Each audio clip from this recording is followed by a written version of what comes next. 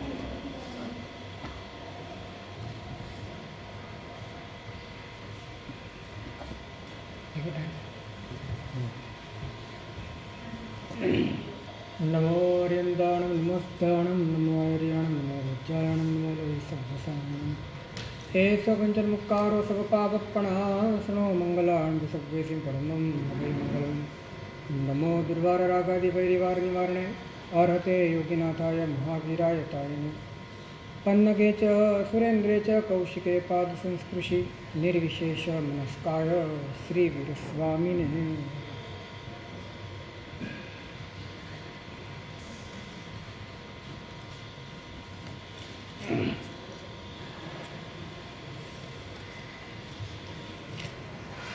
समस्त जिनशासन એને એક વાક્યની અંદર સંક્રમિત કરવું હોય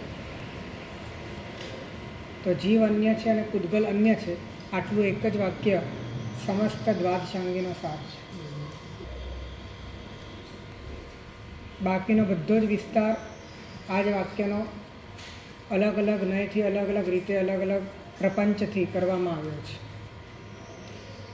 સાર આટલો જ છે, જીવ જુદો છે અને પૂદગલ જુદું છે. સમસ્ત વિસ્તારમાંથી આ સારને અનુભવના સ્તર ઉપર લાવવા માટેની પ્રક્રિયાનું નામ સાધના છે અને આખી પ્રક્રિયા ચાલે છે મનના આધારે. મનથી મનને પેલે પાર જવાની સાધના છે અને મનની પેલે પાર હોવા છતાં મનથી અભેદ છે અને જે આપણને મનની પેલે પાર નથી લાગતું એ બધામાં જ મન સાથેનો ભેદ છે. જે આપણને બહુ પ્રેક્ટિકલ લાગે છે એ દરેક ચીજ મનથી જુદી છે અને જે આપણને બિલકુલ અનપ્રેક્ટિકલ લાગે છે એ પરમાત્મા તત્વ મન સાથે અભિન્ન છે. ઉપયોગ અને મન, જ્ઞાન અને મન, આત્મા અને મન, ભાવ મનની વાત ચાલે છે, દ્રવ્ય મનની વાત નહીં. ભાવ મન અને આત્મા બે વચ્ચે અભેદ હોવા છતાં એ પેલે પારની વાત લાગે છે. અને મનથી સમજાતા દરેક પદાર્થો મનથી ભિન્ન હોવા છતાં આપણને આ જિંદગીની પ્રેક્ટિકલ વાતો લાગે છે. એટલે આપણે કેટલા બધા પલોટાઈ ગયા, વટલાઈ ગયા, કેટલા બધા ઢોળાઈ ગયા અને કેટલા બધા વિકૃત થઈ ગયા કે જેના કારણે જે આપણી દુનિયા નથી આપણી દુનિયા લાગે છે, અને જે આપણી દુનિયા છે આપણને પરાઈ દુનિયા લાગે છે. એ આપણને એલિયન જેવું લાગે છે, પરગ્રહ જેવું લાગે છે, આપણને અલૌકિક લાગે છે. એની સાથે જાણે કે આપણો કોઈ સંબંધ જ નથી એવું લાગે છે, કારણ કે મન એ કાયમ માટે બહિર્મુખ રહ્યું છે અને બહારના પદાર્થોના આધારે જોડાઈને જીવવાની એને આદત પડી ગઈ છે. જોડાણ છે તો જ જીવન છે, જોડાણ નથી તો જીવન નથી. જોડાણ છે તો જ સુખ છે, જોડાણ નથી તો સુખ નથી. જોડાણ છે તો જ મજા છે, જોડાણ વગર મજા નથી. જોડાણને જે જીવ્યો છે અને જોડાણ ક્યારે પણ ભિન્નનું જ થાય, જોડાણ ક્યારે અભિન્નનું થતું નથી. માટે સતત આ પરાધીનતા, આ ડિપેન્ડન્સી મનના માધ્યમે કાયમ ક્રિએટ રહી, કાયમ માટે ઊભી રહી. અને મનના આધારે જ જ્યારે જીવવાનું છે તો જોડાણના આધારે જ જીવવાનું છે, જોડાણના આધારે જીવવાનું છે એટલે પરના આધારે જ જીવવાનું છે. અને પરના આધારે જ જીવવાનું છે ત્યાં ટેકનિકલી એ પરાશ્રયમાં, પરનો આશ્રય કરવામાં, એ પરાધીનતાની, એ પરને આધીન થવારૂપ વ્યાકુળતાની અનુભૂતિ જીવ સમજે કે ન સમજે, પરંતુ એ દુઃખરૂપતા ભીતરની અંદર કાયમ માટે ઊભી હોય. મન જ્યારે પોતે પોતાના જ્ઞાન સ્વભાવમાં, એટલે કે બહિર્મુખ થયેલું જ્ઞાન અંતર્મુખ થઈને પોતાના મૂળ સ્વભાવમાં સમાઈ જવા માટે સજ્જ થાય છે, ત્યારે જ મનને વાસ્તવિક દિશા મળે છે. ત્યાં સુધી મનને મળનારી બધી દિશા ઉન્માર્ગ છે. અભેદ હોય ત્યાં જ સમાઈ શકાય છે, જ્યાં ભેદ હોય ત્યાં સમાઈ શકાતું નથી. આ ગઈકાલે આપણે વાત સમજેલા. તો એનો અર્થ એ છે કે અભેદ હોય ત્યાં જ દિશા છે, ભેદ હોય ત્યાં દિગ્ભ્રમ છે. જ્યાં સમાઈ જવાની વાત છે ત્યાં દિશાની વાત છે, જ્યાં જોડાઈ જવાની વાત છે ત્યાં ભ્રમણાની વાત છે, ત્યાં દિશાના નામે વિદિશાની વાત છે, ત્યાં આંતરિક રીતે ભ્રષ્ટ થવાની વાત છે. કારણ કે જોડાઈ જવાની પ્રેરણા જ્યાં ઊભી છે ત્યાં તમારા ભીતરની અંદર સતત તમને તમારાથી વિકેન્દ્રિત કરવાની વાત છે, સતત તમને તમારાથી ચ્યુત કરવાની વાત છે. અને તમે તમારાથી વિકેન્દ્રિત થયા, તમે તમારાથી ચ્યુત થયા, એ માર્ગ ભ્રષ્ટતા છે. માર્ગ અને ઉન્માર્ગનો અર્થ જ આ છે કે જ્યાં સમાઈ જવાનો તમારા ભીતરમાં પ્રયત્ન થાય છે, સમાઈ જવાની પ્રક્રિયા થાય છે, સમાઈ જવા માટેના નિમિત્તો અને યોગો એનું સેવન થાય છે, અને એ પણ સમાઈ જવા માટે થાય છે. તો જ્ઞાની કહે છે એ માર્ગ છે, પરંતુ જ્યાં જોડાઈ જવાની વાત છે, જોડાઈ જવાનો પ્રયત્ન છે, જોડાઈ જવાના યોગો અને જોડાઈ જવાના નિમિત્તો એની વચ્ચે જ જીવવું અને રહેવું જોડાઈ જવા માટે ફાવે છે, તો જ્ઞાની કહે છે ઉન્માર્ગ છે. માર્ગ અને ઉન્માર્ગને પોતાની આંતરિક દશા ઉપરથી સમજવો જોઈએ. માત્ર શાસ્ત્ર પંક્તિથી માર્ગ અને ઉન્માર્ગને સમજવા જઈએ તો બની શકે કે પંક્તિઓના આધારે પણ આપણે ઉન્માર્ગ ઊભો કરી દઈએ. કારણ કે પંક્તિઓ એ જે અર્થમાં લખાઈ છે એ અર્થમાં ન સમજવામાં આવે તો એ પંક્તિઓનું પણ અર્થઘટન એ પંક્તિના આશય કરતાં વિપરીત થાય. કેમ કે શાસ્ત્રોની પંક્તિઓ એ કોઈક ને કોઈક નય સાપેક્ષ લખાયેલી હોય છે, પરંતુ એ તમામ નયો જે એક કેન્દ્રને મૂળ નાયક તરીકે રાખીને ચાલે છે, જે એક કેન્દ્રને પામવા માટે બધા જ નયો પોતાનું સર્વસ્વ આપે છે, એ કેન્દ્રને ભૂલ્યા પછી પકડેલા નયો પણ મિથ્યાત્વ છે. કારણ કે નયોથી તમારા ભીતરમાં અભિપ્રાય ઊભા થશે, આગ્રહ ઊભો થશે, અભિમાન ઊભું થશે, અહંકાર ઊભો થશે અને વ્યક્તિત્વ ઊભું થશે, ભીતરમાં સંકલેશ ઊભો થશે, સંસાર ઊભો થશે. એ ઉન્માર્ગ છે, કારણ કે જોડાઈ જવાની વાત છે, ભીતરમાં સમાઈ જવાની વાત નથી. એટલે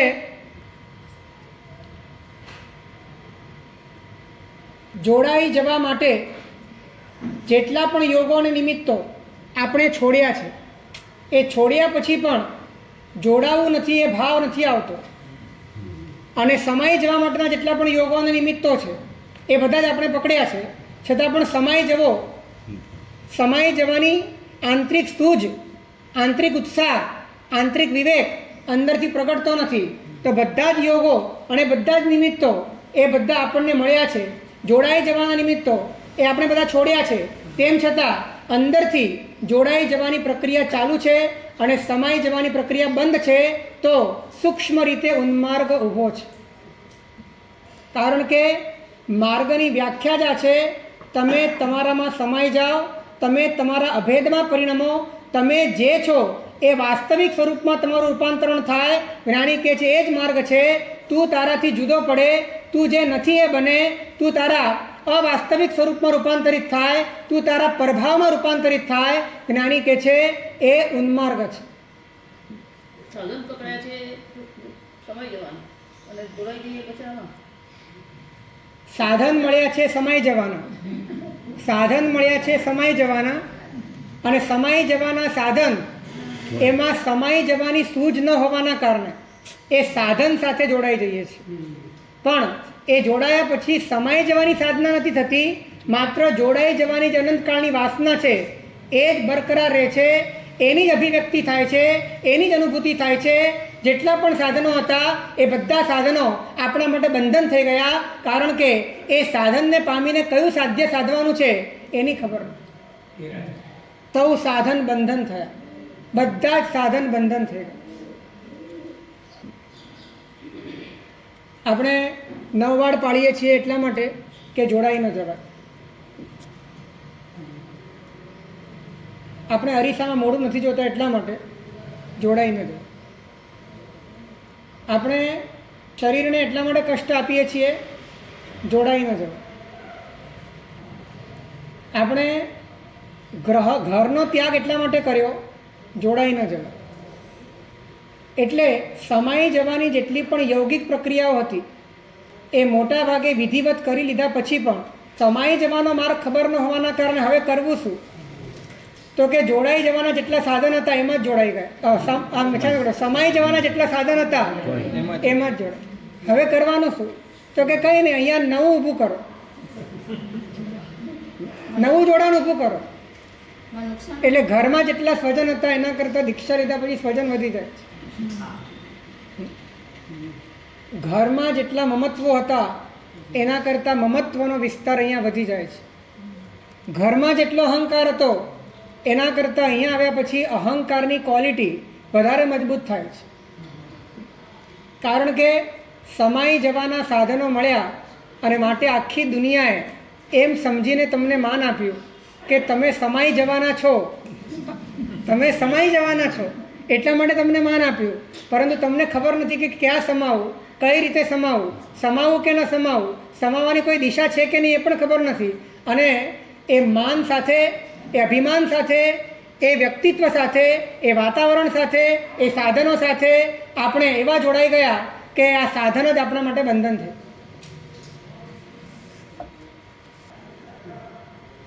શું કરવાનું? હે શું કરવાનું? કરવાનું એ જ છે, અનંતકાળથી વિતરાગના માર્ગમાં આપણને મન, વચન અને કાયાના માધ્યમે કરવાની વાત સમજાય છે, પણ સમાઈ જવાની વાત સમજાઈ નથી. અને સમાઈ જવાની વાત ન સમજાવવાના કારણે બન્યું એવું કે મન, વચન અને કાયાથી જે કરવાનું હતું એનાથી જ આપણે એવું માની લીધું કે આ કરશું એટલે વિતરાગતા મળી જશે.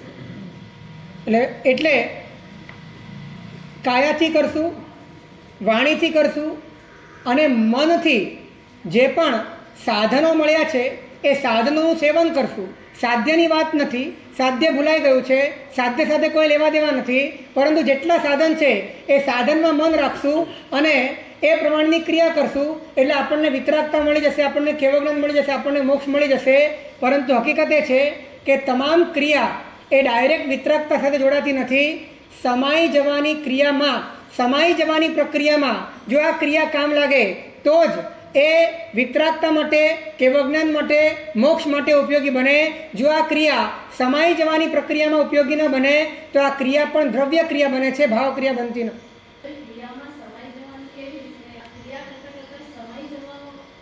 જો સમાઈ જવાની વાત એ છે કે મન જ્ઞાનમાં સમાઈ જાય, મન ઉપયોગમાં સમાઈ જાય, મન પોતાના અભિન્ન સ્વરૂપમાં સમાઈ જાય.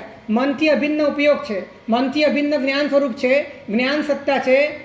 3 દિવસ પહેલાંની વાંચનામાં આપણે જ્ઞાન અને મન વચ્ચેનો ભેદ, ઉપયોગ અને મન વચ્ચેનો ભેદ બરાબર સમજવાનો પ્રયત્ન કર્યો હતો.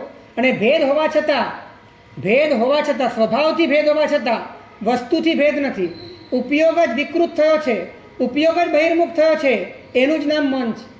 અને એ જ મન જ્યારે અંતર્મુખ થાય, બહારથી પોતે સમેટાય અને પોતે પોતાના મૂળ સ્વરૂપમાં સમાય, એ જેમ જેમ સમાતો જાય તેમ તેમ આંતરિક રીતે એ શુદ્ધ ઉપયોગ રૂપે પરિવર્તિત થાય, એ ઉપયોગની દશામાં કન્વર્ટ થઈ જાય. અને આ મન આને સમાઈ જવા માટે જે ઉપયોગ, જે યોગની જરૂર પડે, જે સાધનની જરૂર પડે, એ સાધનનો, એ યોગનો, એ નિમિત્તોનો ઉપયોગ કરવો બરાબર, એનું જ નામ વ્યવહાર ધર્મ છે.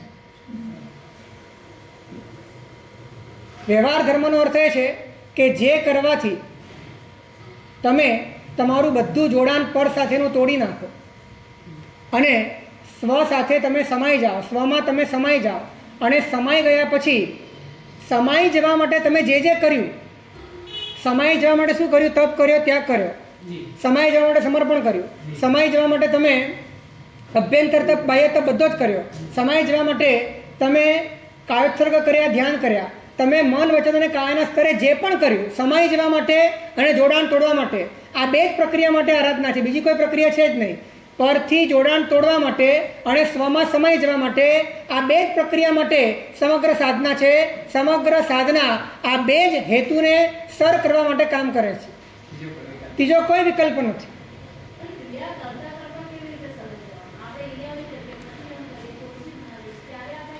કોઈ પણ ક્રિયા એ છે જ આને માટે. એક પણ ક્રિયા એવી નથી કે જે આને માટે નથી. જોડાણ તોડવા માટે છે. ઈર્યાવેશ શેને માટે કરો છો? તમારું જોડાણ થઈ ગયું છે, તસ્સ ઉત્તરીકરણેનમ, પાયશ્ચિત્તકરણેનમ, વિસ્તોહીકરણેનમ, વિસલ્લીકરણેનમ, તાવ કાયમ ઠાણેનમ, મોણેનમ, જાણેનમ, અપ્પાણમ, વો શિરામી જ્યારે તમે બોલો છો, એ વો શિરામી બોલતાની સાથે જ અંદરથી જોડાણ તૂટી જવું જોઈએ. જોડાણ તોડવા માટે દરેક ક્રિયા છે. એક પણ ક્રિયાની ડિઝાઇન એવી નથી કે જેમાં આ 2 પ્રક્રિયા માટેની વ્યવસ્થા નથી. કાં તો તમે જોડાણ તોડો અને કાં તો તમે સ્વમાં સમાઈ જાઓ. આ 2 માટે જ ક્રિયાઓનું માળખું છે. એના સિવાય ક્રિયાઓનો બીજો કોઈ ઉદ્દેશ્ય નથી.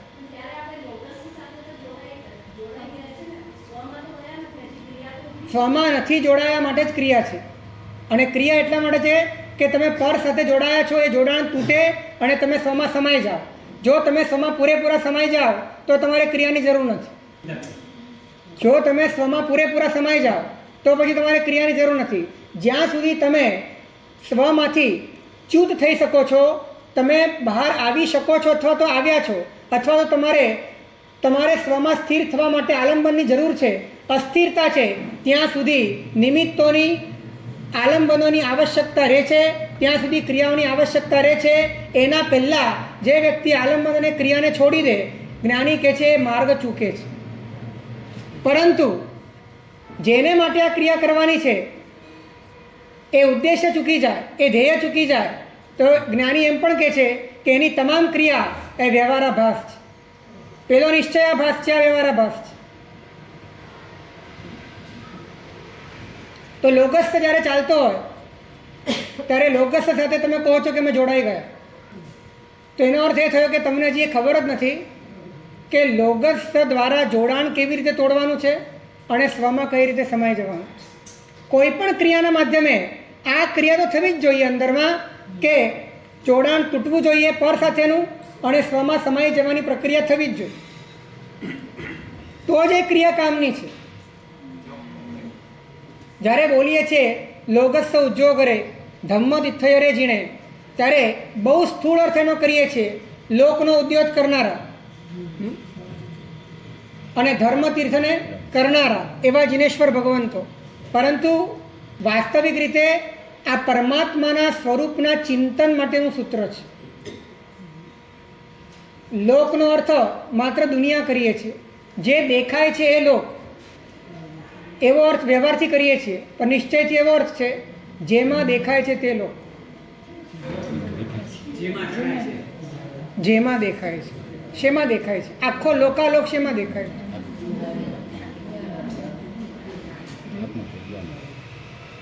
લોક્યતે અનેન ઇતિ લોક, જેના દ્વારા દેખાય છે એ લોક છે. અને લોક એટલે શું? જ્ઞાન છે. એટલે કે જેમણે પોતાના જ્ઞાન સ્વરૂપનો ઉદ્યોત કર્યો છે,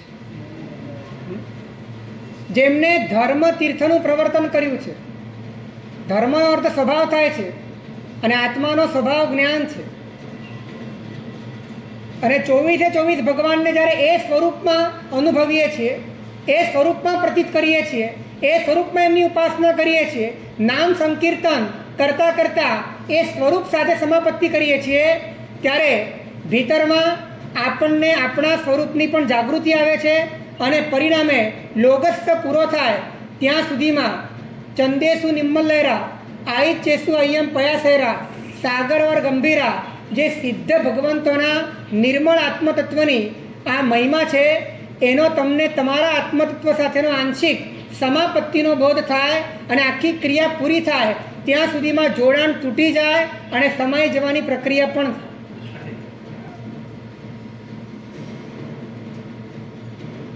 નાનામાં નાની ક્રિયા જોડાણ તોડવા માટે છે અને સમાઈ જવા માટે છે. આના સિવાય બીજો કોઈ હેતુ નથી. તો જ્યારે ભીતરમાં જે પર છે, જે ભિન્ન છે, એમાં સમાઈ શકાતું નથી, એમાં માત્ર જોડાઈ શકાય છે. અને પોતાના સ્વરૂપમાં જોડાઈ શકાતું નથી, માત્ર સમાઈ શકાય છે.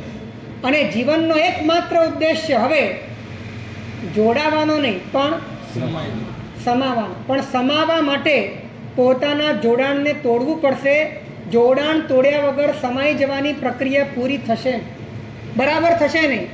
એ વધુમાં વધુ માનસિક સ્તરે થશે, આત્મિક સ્તરે નહીં થાય. વધુમાં વધુ વૈચારિક સ્તરે થશે, પરિણમન સ્તરે નહીં થાય. જોડાણ તોડ્યા વગર જે તોડે તે જોડે, એ જોડાણ તોડ્યા વગર અંદરનો યોગ નહીં થાય. અને એ જોડાણ તોડવા માટે જેની અભિરુચિ અંદરમાં ઉત્પન્ન થાય, જેને જોડાઈ જવાની અરુચિ પ્રગટ થાય, જ્ઞાની કહે છે વ્યક્તિ વિરક્ત છે, ક્યાંય જોડાવું નથી ગમતું. જોડાઈ જવામાં પ્રયત્ન આવે છે. ક્યાંય પણ તમે જોડાઓ, પ્રયત્ન કરવો જ પડશે. એ પ્રયત્ન તમને સમજાય કે ન સમજાય, પણ એ પ્રયત્ન તો હોય જ છે. કેમ કે તમે તમારાથી ભિન્ન પદાર્થમાં જોડાયા એટલે ઉપયોગમાં પ્રયત્ન આવ્યો, મનમાં પ્રયત્ન આવ્યો. અને પ્રયત્ન આવ્યો, એ પ્રયત્ન સુખરૂપ છે કે દુઃખરૂપ છે?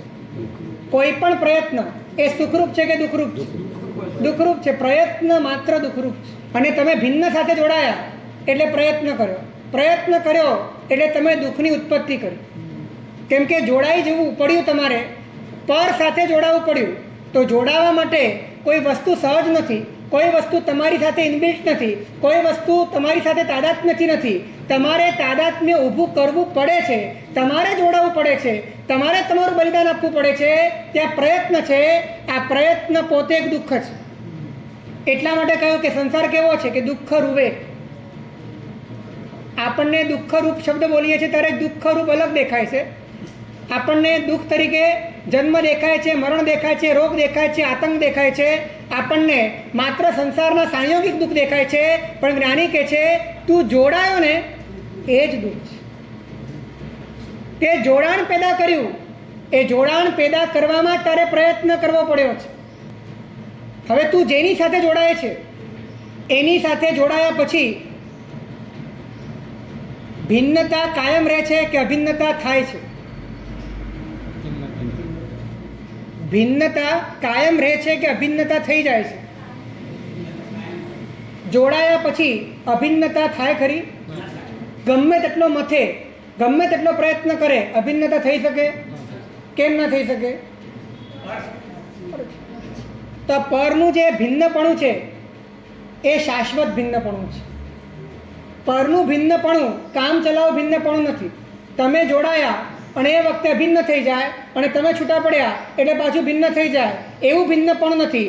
તમે તમારા મનથી કંઈ પણ કલ્પના કરો, તમે તમારા મનમાં કોઈ પણ શ્રીફળ ફોડો, પરંતુ એ જેવો પદાર્થ છે, એ પર છે, એ પૂતગલ છે, એ જે છે એ કાયમ માટે તે છે. એ તમારા વિચારવાથી, તમારા સ્વીકારવાથી, તમારી કલ્પના કરવાથી એ પદાર્થ બદલાતો નથી, એ પદાર્થ બદલાતો નથી. તો હવે તમે પ્રયત્ન તો કર્યો, પણ એ પ્રયત્ન કર્યા પછી પણ વસ્તુ તો કેવી રહી? ભિન્ન જ રહી. હવે તમે એટલા માટે જોડાયા હતા, તમે જોડાયા હતા એટલા માટે કે તમને એ પદાર્થ તમારા અસ્તિત્વનો ભાગ બને. તમારા અસ્તિત્વનો ભાગ બને, તમારો ભાગ બને, તમે બની જાઓ, તમારું બની જાય, એ માટે તમે જોડાયા હતા. પણ એવું થયું નહીં, એવું થઈ શક્યું નહીં. કુદરતમાં વ્યવસ્થા નથી કે એવું થઈ શકે. તો અંદરમાં જે પોતાની તૃષ્ણા હતી એ ઘટે કે વધે? એટલે પ્રયત્ન, બીજા નંબરમાં તૃષ્ણા, અને ત્રીજા નંબરમાં તૃષ્ણા વધવાના કારણે અંદરથી સ્થિરતા વધે કે અસ્થિરતા? અસ્થિરતા. તો જ્યાં પ્રયત્ન વધ્યો, જ્યાં તૃષ્ણા વધી, જ્યાં અસ્થિરતા વધી, એ માર્ગ છે કે ઉન્માર્ગ છે? જ્યાં પ્રયત્ન ઘટે, જ્યાં તૃષ્ણા ઘટે અને જ્યાં અસ્થિરતા ઘટે, એટલે કે અપ્રયત્નનો ઉદય થાય, ભીતરમાં તૃપ્તિની ઠંડક થાય અને સ્થિરતાનું સામ્રાજ્ય ફેલાય, જ્ઞાની કહે છે એ માર્ગ છે, બાકી બધો ઉન્માર્ગ છે.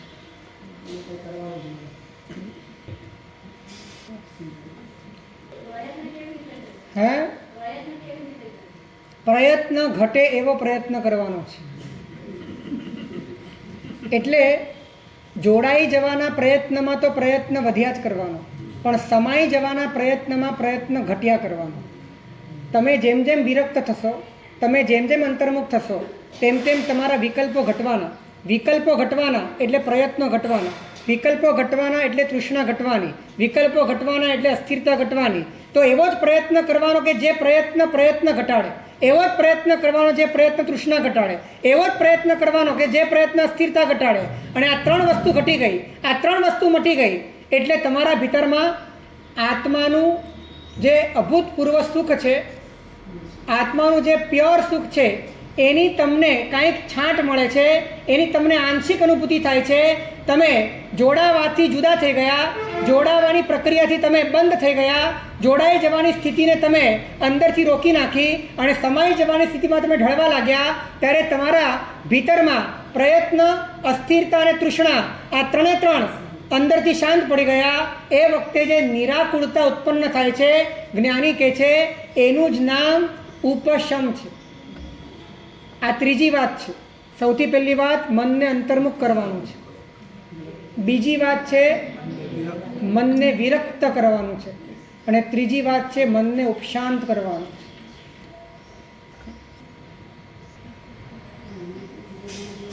કોઈ પણ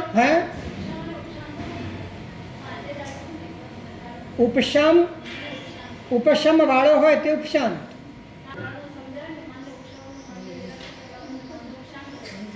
નહીં, સૌથી પહેલી વાત છે મનને અંતર્મુખ કરવાનું. અંતર્મુખ કરવાનું એટલે મનને અભિન્નમાં સમાઈ જવા માટે સજ્જ કરવાનું છે. વિરક્ત કરવાનું છે એટલે જેટલું પણ ભિન્ન છે, જેટલું પણ પર છે, એનાથી મનને સમેટાઈ જવા માટે તૈયાર કરવાનું છે. બધું જે પર છે એ પર છે એટલા માત્રથી જ એ નિરર્થક લાગવું જોઈએ, એ અસાર લાગવું જોઈએ. એ વૈરાગ્ય માટે આનાથી મોટો બીજો કોઈ હેતુ નથી, આનાથી મોટો બીજો કોઈ કારણ નથી. જે વસ્તુ પરાઈ છે, જે વસ્તુ જ મારી નથી, જેની સાથેનો સંબંધ જ નથી, જે ક્યારે મારું બનવાનું નથી, હું એનો બનવાનો નથી. આપણે રોજ ધમ્મમંગલની ગાથામાં પણ બોલીએ છીએ. રહનેમી અને રાજુનો જે સંવાદ છે કે એ નશામાં અહમ પિતસે ઈચ્છે બતાવ વિનય જરાક, એવી રીતે સંથારા પોરસીમાં પણ બોલીએ છીએ એગો હમ નથી મેં કોઈ નહમ અન્નસ્ય કસ્ય. આ બધા જ સૂત્રો વૈરાગ્યના આ જ બીજને પ્રસ્ફુરિત કરવા માટે, અંકુરિત કરવા માટે આપેલા છે. વૈરાગ્ય એ પરની પરત્વતા, પરનું પરત્વ, પરનું ભિન્નત્વ તમારા ભીતરમાં તમને સમજાય અને શાશ્વત કાળ માટે, ત્રણેય કાળ માટે આ પર સ્વ થઈ શકે એમ જ નથી. જકારપૂર્વક આ વાત સમજાય અને અંદરથી મન ઉઠી જાય અને કેવળ પોતાના ભીતરમાં સમાઈ જવાનો વેગ હજી વધારે ઉદ્દીપ્ત થાય. જ્ઞાની એને વિરક્ત થાય. કોઈ સંભાવના નથી કે આ દુનિયાનો એક પરમાણુ પણ તમારો થઈ શકે. કોઈ સંભાવના નથી. ત્રિકાળદર્શી, ત્રિકાળ જ્ઞાની, યથાર્થ વક્તા એવા અરિહંત પરમાત્માએ આપણને આ અલ્ટિમેટ સ્ટેટમેન્ટ આપી દીધું છે કે એક પણ પરમાણુ આ દુનિયાનો તારો થઈ શકે એમ નથી. હવે નથી જ તો પછી એની સાથે જોડાવું કેમ? નથી જ તો પછી એને માટેની મથામણ કરવી કેમ? એને માટે પ્રયત્ન કરવો કેમ? એ પ્રયત્ન કરીને પણ પાછા નિષ્ફળ થવું, નિષ્ફળ થઈને પાછા પ્રયત્ન કરવા, પ્રયત્ન કર્યા પછી પણ તૃષ્ણા જ વધે અને તૃષ્ણાથી પાછી અસ્થિરતા જ વધે અને ત્રણેય મળીને પાછું ભીતરમાં દુઃખ જ વધે અને દુઃખ પણ તમને વધારે ને વધારે હારિયા જુગારીની જેમ બમ્મું રમવા માટે પ્રેર્યા કરે અને તમે ચેનથી બેસી ન શકો એવી કૂતરા જેવી તમારી સ્થિતિ કરી નાખે. આમાંથી ઉગરવાનો એકમાત્ર ઉપાય છે કે વસ્તુનો સ્વભાવ જાણી, વસ્તુની વ્યવસ્થા જાણી કે ખરેખર દુનિયાનો કોઈ પદાર્થ ક્યારે પણ પોતાના સ્વરૂપમાં સંક્રાંત થઈ શકતો નથી. એની સાથે તમે ગમે તેટલા મનથી જોડાઓ પણ એ પદાર્થ તમારામાં આવી શકતો નથી, તમે એનામાં જઈ શકતા નથી. માટે એ પરત છે. આવું પરત્વ જાણીને પોતાના અભિન્ન એવા ઉપયોગમાં, અભિન્ન એવા સ્વરૂપમાં સમાઈ જવા માટે પોતે અંદરથી જેટલો પ્રયત્ન કરે, જેટલો પોતે એ બાબતમાં વધારે જાગૃત થાય, વધારે સજ્જ થાય, એટલી એની આરાધકતા વધારે ઉદ્દીપ્ત બને, એટલી એની વિરાધકતા ખતમ થાય, એટલો એનો મોક્ષ માર્ગ ઉજ્જવળ બને. અને આ ત્રીજા નંબરમાં આ જ શૃંખલામાં ઉપશાંતતા છે. જો અંતર્મુક્તા નથી અને જો વૈરાગ્ય નથી તો ક્યારે પણ નેવર ઉપશાંતતા આવી શકે. કારણ કે જેમ જેમ વિરક્તતા આવે તેમ તેમ તમારા જીવનમાંથી, તમારા મનમાંથી એક્ટિવનેસ અને એટેચમેન્ટ આ બંને ઘટતા જાય. આ બંને ઘટતા જાય એટલે ભીતરમાં નિરાત આવતી જાય. ભીતરમાં નિરાત આવતી જાય એટલે શાંતિનું સામ્રાજ્ય પથરાતું જાય. એના કારણે તમારા ભીતરમાં સ્થિતિ એ વધતી જાય. એ સ્થિતિનું સુખ તમને એવું અંદરમાં અનુભવાય કે ગમે તેવા કર્મોના ઉદયમાં પણ ન ભળવાની તમારી શક્તિ વધતી જાય. કર્મનો ઉદય આવ્યો પણ તમે અંદરથી જેટલા આરામમાં છો, તમને એમ લાગે છે કે શા માટે મારે મને ડિસ્ટર્બ કરવો જોઈએ, શા માટે મને આની અંદર નાખવો જોઈએ, શા માટે મારે હાથે કરીને ઉંબાડિયું કરવું જોઈએ, શા માટે મારે પોતાને આ દોજખની અંદર નાખવો જોઈએ. પોતાને જ અંદરથી એમ લાગે કે આનાથી છેટા રહેવા જેવું છે. ઉદય મનમાં આવી રહ્યા છે પણ મન સમાઈ જવા માટે તૈયાર થયું છે. ઉદય મનની ભૂમિ પર આવી રહ્યા છે, મનના સ્તર પર બધા ઉદય આવી રહ્યા છે પણ મન હવે ઉદયને ઝીલવા તૈયાર નથી. મન શા માટે તૈયાર છે? સમાઈ જવા માટે તૈયાર. મન સમાઈ જવા માટે તૈયાર છે અને બધા જોડાણ છોડી દેવા માટે તૈયાર છે. એ વખતે જેટલા પણ ઉદય આવે છે એ ઉદયની સામે ચૂપ થઈને બેસી રહેવાની શક્તિ ઉપશાંત વ્યક્તિમાં હોય. અને જેટલો વૈરાગ્ય વધારે અને જેટલી અંતર્મુક્તા વધારે એટલી ઉપશાંતતા વધે. પંચાશકની અંદર આચાર્ય હરિભદ્ર શ્રી મહારાજ એમ કહે છે, નહીં અપ્રશાંત ચિત્તો ધર્માધિકારી ભવતી. એટલે કે અપ્રશાંત ચિત્તવાળો વ્યક્તિ ક્યારે પણ ધર્મ કરવાનો અધિકારી હોતો નથી. જેનું ચિત્ત જ અશાંત છે, જેને પ્રયત્નમાં વિશ્વાસ છે, જેને તૃષ્ણામાં આનંદ છે અને અસ્થિરતામાં મજા આવે છે, જેને પોતાની ઇન્દ્રિયોને રમાડવામાં ભીતરમાં રતિનો વેદન થાય છે અને એને જ પોતે જીવનનો આનંદ માણે છે, એવી વ્યક્તિ ધર્મનો અધિકારી નથી. વિવેકની કાતરથી આ બધા દોરડા કપાઈ ગયા હોય અને એને ખ્યાલ આવી ગયો કે આ બધું જ બોગસ છે, બધું જ નોનસેન્સવાળી વાત છે, કોઈ જગ્યાએ જોડાવાનો કોઈ અર્થ જ નથી, કશું આપણું છે જ નહીં, અને કેવળ સમાઈ જવા માટે પોતાની પૂરી વીર્ય શક્તિને કામે લગાડે, પોતાની પૂરી ચેતનાને કમર કસીને જોડાણથી તોડાવવા માટે અને સમાઈ જવા માટે યોગ્યતા કેળવવા માટે તૈયાર કરે, એ વ્યક્તિ અંદરથી ઉપશાંતતાના સ્પર્શને પામી શકે. અને આ જ વાત કલ્પસૂત્રમાં લખી છે, ઉવસમ સારમ ખુ સામન્ય. આખું શ્રામણ્ય એ ઉપશમ સારભૂત છે. ઉપશમ એ જ શ્રામણ્યનો સાર છે, સાધુપણાનો સાર છે. આપણે માત્ર ઉપશમનો અર્થ કેવળ ક્રોધના અભાવ રૂપે કર્યો છે, અથવા તો ક્ષમા યાચના રૂપે કર્યો છે. માત્ર ક્રોધના ઉદયમાં તમે ક્રોધ ન કરો અથવા તો ક્રોધ કર્યા પછી ક્ષમાપ ન કરો એટલો ઉપશમ નથી.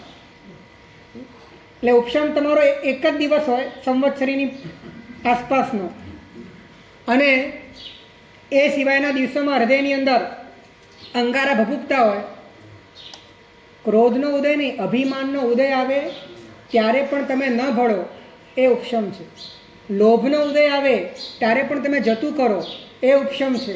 માયાનો ઉદય આવે, તમને એમ થાય આવા કપટ કરવાથી મને શું મળવાનું છે, કેમ કે કંઈ મળી શકે એવું જ નથી, કેમ કે વસ્તુ બધી પર છે, બધી જ પરાઈ છે. હું પોતે જ જેને હું માનું છું એ પણ હું નથી, આ પણ છોડવાનું છે, અંદરથી અટકી જાય એ ઉપશમ છે.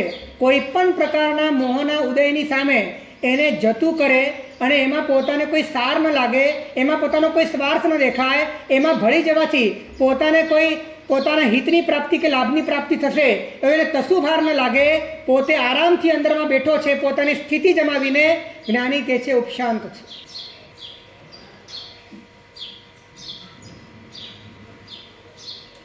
સાધુઓના વર્ણન જ્યાં જ્યાં આવે ને આગમનો, ત્યાં ઉપશમ ભાવને બહુ પ્રધાનપણે વ્યક્ત કરે છે.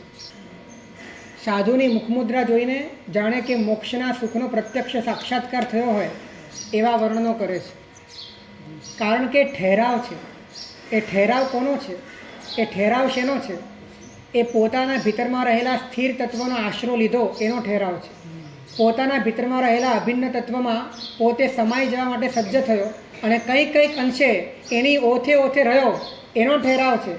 અને તમામ પ્રકારના ભિન્ન પદાર્થો એને પામવાની ભૂતાવળ, એને પામવાની ઉતાવળ એ બધી અંદરથી ખરી પડી અને ભીતરમાં જે વિશ્રાંતિ પ્રગટ થઈ એનો ઠહેરાવ છે. આ ઉપશાંતતા સાધુપણામાં નથી તો સમજવું જોઈએ કે આપણી પાસે વૈરાગ્ય નથી. કારણ કે વૈરાગ્ય અને ઉપશમ એક સિક્કાની બે બાજુ છે. જેટલો વૈરાગ્ય વધે એટલો ઉપશમ વધે. વૈરાગી અતડો ન હોય, વૈરાગી ઉપશાંત હોય. વૈરાગી કડક ન હોય, વૈરાગી ઉપશાંત હોય.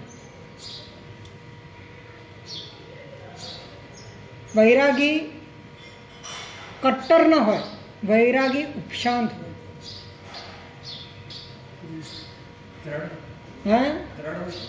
એ દ્રઢતા એ જડતાના ઘરની ના હોય. એ દ્રઢતા પોતાના ભીતરમાં રહેલા પરમાત્મા સ્વરૂપને સમર્પિત થવાના કારણે, અન્ય સર્વત્ર આસ્થા ઉડી જવાના કારણે, એકમાત્ર પોતાની શરણાગતિનો ખ્યાલ કેવળ પોતાના સ્વરૂપમાં હોવાના કારણે દ્રઢતા આવે. એ દ્રઢતાની વાત. બાકી અમે આવા અને અમે આમ કરીએ અને અમે વાળી વાત હોય, હું વાળી વાત હોય, એના કારણે જે દ્રઢતા આવે એ દ્રઢતા પણ માત્ર મોહનો વિલાસ, એ પણ કર્તા ભાવ છે, એ પણ અહંકારનું નગ્ન નૃત્ય છે. એમાં પણ બીજાનો અપકર્ષ અને પોતાનો ઉત્કર્ષ કરવાની ચાલ છે. એનાથી પણ ભયંકર કોટીના દર્શન મોહનીય અને ચારિત્ર મોહનીય કર્મ બંધાય છે. કારણ કે ઉપશાંતતા નથી.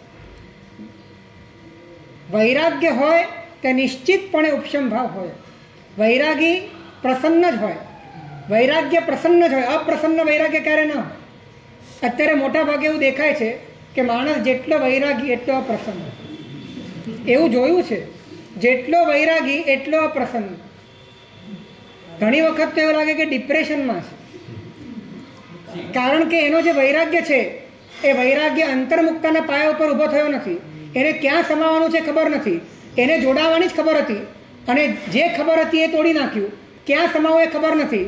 હવે અંદરમાં જોડાણની જે વાસના છે તૂટી નથી અને જોડાઈ જવાની ધારા એની બહારથી તોડી નાખી છે, આચારના સ્તરે તોડી નાખી છે, વધારેમાં વધારે વાતાવરણના સ્તરે તોડી નાખી છે, નિમિત્તોના સ્તરે તોડી નાખી છે, યોગના સ્તરે તોડી નાખી છે, કદાચ મનના સ્તરે તોડી નાખી છે, પણ વૃત્તિના સ્તરે અને પરિણતિના સ્તરે તો એ બહિર્મુક્તા ઊભી જ છે.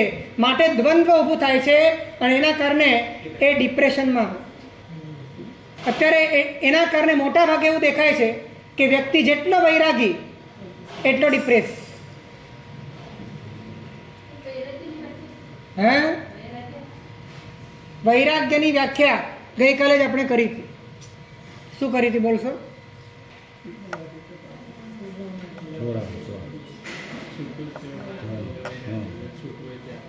ગઈકાલે કીધું હતું કે છૂટું જ છે, જે વસ્તુ મારાથી જુદી જ છે તો હવે એને છોડવાની શું, એ છૂટું જ છે.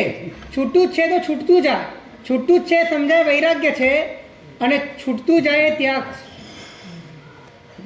અંદરથી પરાયાપણાનું વાસ્તવિક રીતે ભાન થાય, એની ભિન્નતાનો આંતરિક રીતે સ્વીકાર થાય અને સ્વીકારના બલબૂતા ઉપર એનાથી જોડાણ તોડવા માટેની રુચિ થાય, જોડાણ તોડવાની રુચિ થાય, જોડાવાની અરુચિ થાય, સમાઈ જવા માટેની અંદરમાં રુચિ પ્રગટ થાય અને બહિર્મુખ થવાની અરુચિ પ્રગટ થાય, એ વૈરાગ્ય છે.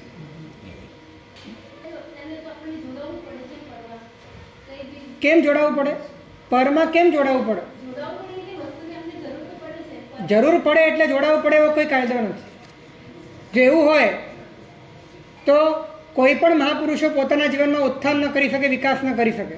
કેમ કે જ્યાં સુધી શરીર છે ત્યાં સુધી અન્નપાન તો બધાને જોઈએ છે, ત્યાં સુધી તો આહાર જોઈએ છે, પરંતુ એ આહાર હોવા છતાં, દેહ હોવા છતાં દેહાતીત થઈને જીવતા હતા એવા મહાપુરુષોના વિધાન આપણા ગ્રંથોમાં મળે છે અને આપણા નજીકના ભૂતકાળમાં પણ એવા મહાત્માઓને આપણે જોયા છે.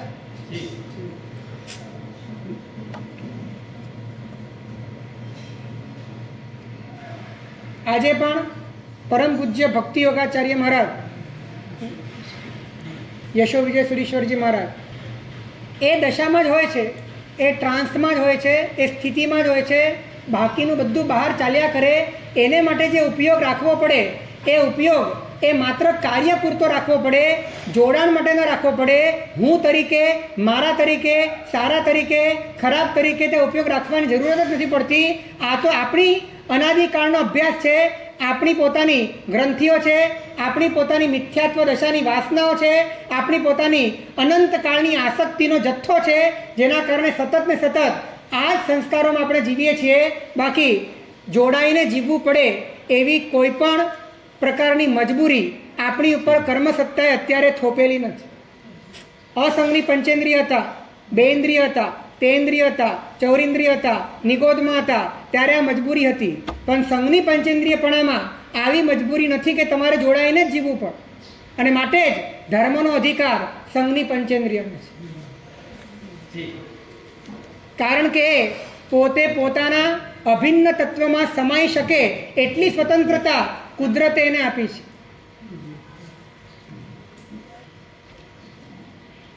તો શું કરવું છે આપણે આપણા જીવનમાં?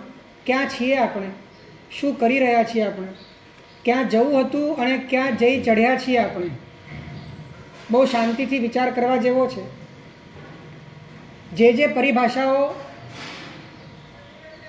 અને જે પ્રશસ્ત શબ્દો વપરાય છે એનું પણ અર્થઘટન આપણે આપણા જિંદગીમાં કેટલું બધું બદલી નાખ્યું છે. અને એના કારણે કદાચ પરમાત્માના શાસન ઉપરની જે વાસ્તવિક શ્રદ્ધા થવી જોઈએ એ શ્રદ્ધાના પાયા પણ આપણા હચમચી ગયા છે.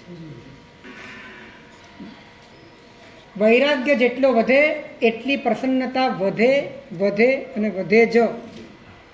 આ નિયમ છે. જો પ્રસન્નતા નથી વધતી તો સમજી લેવાનું કે વૈરાગ્ય નથી જ. વૈરાગ્ય વગરનો ત્યાગ છે. અને એ ત્યાગ વૈરાગ્ય નથી વધારતો, એ ત્યાગ રાગ વધારી રહ્યો છે.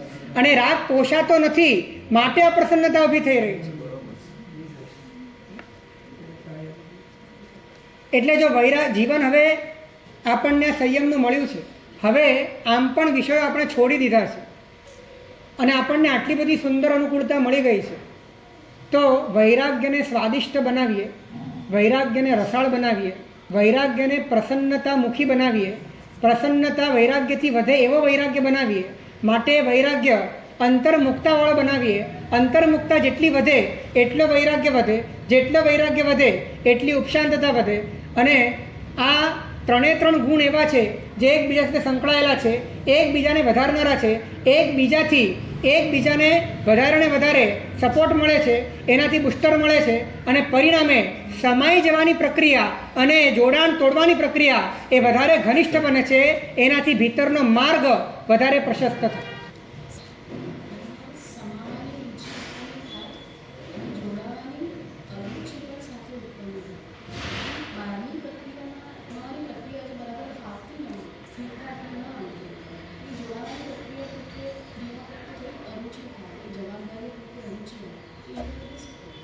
ખરી વાત એ છે કે આપણને આપણા બાહ્ય વાતાવરણમાં જે પણ અરુચિ થાય છે, એ અરુચિનું કારણ એ આપણી પોતાની છદ્મ એટલે કે ગુપ્ત સ્વચ્છંદતાનો પ્રકાર છે.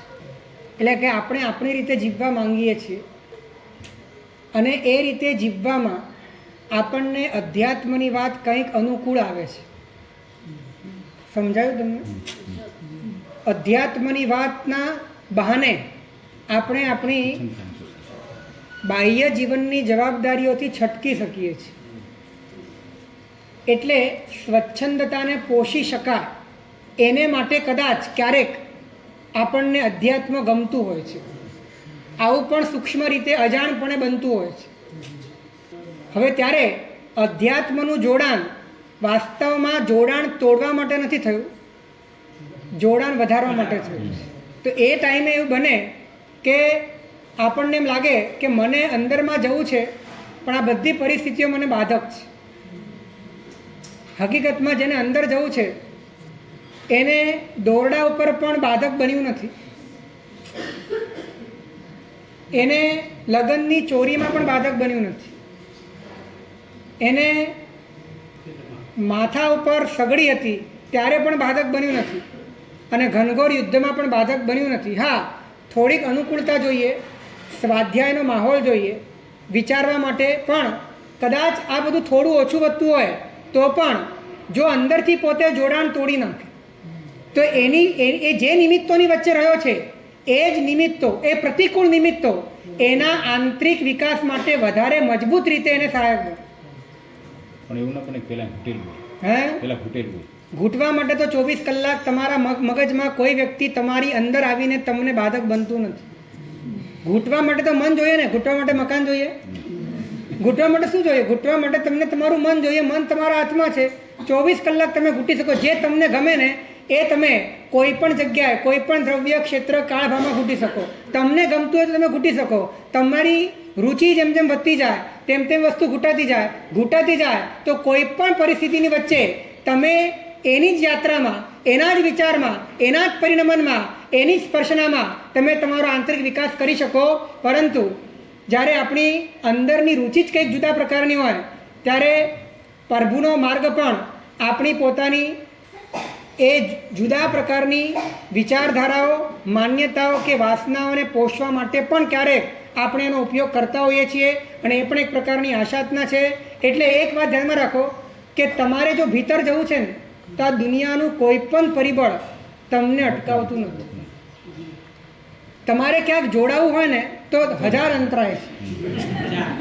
તમારે ક્યાંક જોડાવું છે તો 1000 અંતરાય છે, પણ તમારે બધા જ જોડાણ તોડી નાખવા છે અને સમય જવું છે. કોઈ અંતરાય નથી, નિરંતરાય છે અને નિર્વિઘ્નતા છે. ઉલટું જેટલા અંતરાય છે તો પછી બહાર જવાનો પ્રશ્ન જ નથી આવતો, અંદર જ જવાનું છે. આટલા બધા અંતરાય બહાર છે તો પછી બહાર જવાનો જ પ્રશ્ન નથી, અંદર જ જવાનું છે.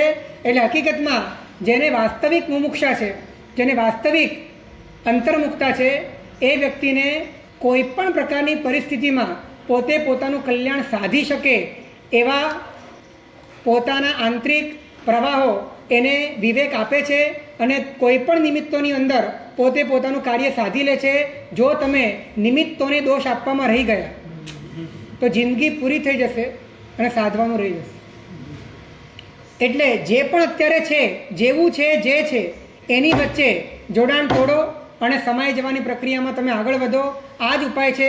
બાકી રાહ જોવા જશો કે આટલું બદલાય, આટલી વ્યક્તિઓ જતી રહે, આટલી વ્યક્તિઓ આવી જાય, આ ક્ષેત્ર જતું રહે, આ ક્ષેત્રમાં હું આવી જાઉં, આવું ભણવાનું મને મળી જાય અને આટલું હું ભણી લઉં, આ બધા જ પ્રકારના જે તૂત છે એ માત્ર પોતાની જાતને છેતરવા માટેના છે. તો છે ઉપકારી, પરંતુ તમારી રુચિ જેટલી પ્રબળ હોય, તમારી રુચિ જે વાતમાં જેટલી પ્રબળ હોય, તો જે દ્રવ્ય ક્ષેત્ર કાળભાવ હોય એમાં જ તમારું કામ થઈ જાય. હવે જ્યારે એવા નથી જ અને અત્યારે મળી શકે એમ પણ નથી, તો દ્રવ્ય ક્ષેત્ર કાળભાવ પલટવાની મહેનત કરવાની કે પોતાની રુચિને તીવ્ર કરીને પોતાનું આંતરિક કાર્ય કરી લેવું જોઈએ. પરમાત્માને આમ હું તમને પૂછું કે ભીતરમાં ઉતરવાની સગવડ પરમાત્માને રાજમહેલમાં વધારે હતી કે 12.5 વર્ષમાં વધારે હતી? ભીતરમાં ઉતરવાની સગવડ એ 12.5 વર્ષમાં વધારે હતી કે રાજમહેલમાં વધારે હતી? તો પણ પરમાત્માએ રાજમહેલ છોડ્યો. પરમાત્મા 12.5 વર્ષ વિચર્યા અને જે પરિસ્થિતિ હતી એ પરિસ્થિતિની અંદર પોતે પોતાનામાં સમાયા. તમે તમારામાં સમાવા લાગો અને એ વખતે તમને જે પણ પરિસ્થિતિ મળે એનો ઉપયોગ તમે સમાવા માટે જ કરો તો તમે મુમુક્ષુ છો. તો તમે મુમુક્ષુ છો, તો તમે વૈરાગી છો, તો તમે ઉપશાંત છો, તો તમે મોક્ષ માર્ગના અધિકારી છો. અને તો કોઈ પણ નિમિત્ત જે આસવાતે અને જે પરિસવાતે, કોઈ પણ નિમિત્ત તમારા માટે આશ્રય બની શકે, કોઈ પણ નિમિત્ત તમારા માટે સંવર બની શકે. જો તમારે તમારી અંદર સમાઈ જવું છે તો દુનિયાના દરેક નિમિત્તો તમને એ બોધપાઠ આપવા માટે તૈયાર છે, તમને સહાય કરવા તૈયાર છે, તમને અંદર લઈ જવા માટે તૈયાર છે. અને જો તમારે બહાર જ જોડાવવું છે તો દુનિયાના બધા નિમિત્તો અભવ્ય પણ સમવસ્ત્રણમાં આવીને બહાર જોડાય છે. અભવ્ય પરમાત્માને જોઈને, પરમાત્માની કાયા જોઈને બહાર જોડાય છે. પરમાત્માને જ્યારે ચક્રવર્તી હોય છે ત્યારે ચક્રવર્તીનું સ્ત્રી રત્ન એ મરીને નિશ્ચિતપણે 6ઠ્ઠી નરકે જાય છે. એટલે જેને બહાર જ જોડાવવું છે તે પરમાત્મા જેવું આલંબન પામીને પણ દુર્ગતિમાં ભટકે છે. અને જેને ભીતરમાં જ ઉતરવું છે, જેને અંદર જ સમાઈ જવું છે, એ અરીસા ભુવનમાં, લગ્નની ચોરીમાં કે દોરડા ઉપર પણ એ પોતાનું કામ કરી લે છે. માટે નિમિત્તોનો જ્યારે આપણને ઉપયોગ મળે, જ્યારે વાતાવરણ મળે, જ્યારે આપણને અવસર મળે ત્યારે એનો પૂરતો લાભ લઈ લેવાનો. પણ જ્યારે ન મળે ત્યારે જે નિમિત્ત છે એને નિમિત્ત બનાવીને આપણે આપણા ભીતરમાં ઉતરીને આંતરમાં, પોતાના ભીતરમાં, પોતાના આત્મામાં એટલે કે પોતાના ઉપયોગમાં, પોતાના જ્ઞાન સત્તામાં સમાઈ જઈને સમસ્ત પરથી જોડાણ તોડવાનો ભવ્ય પુરુષાર્થ કરીએ. એ જ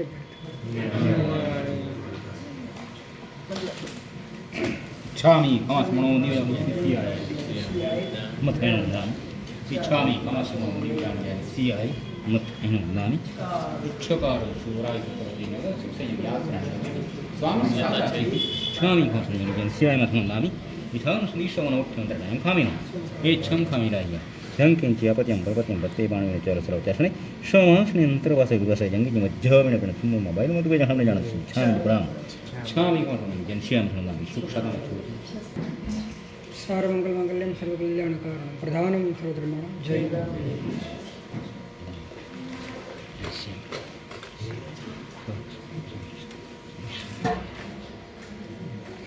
છા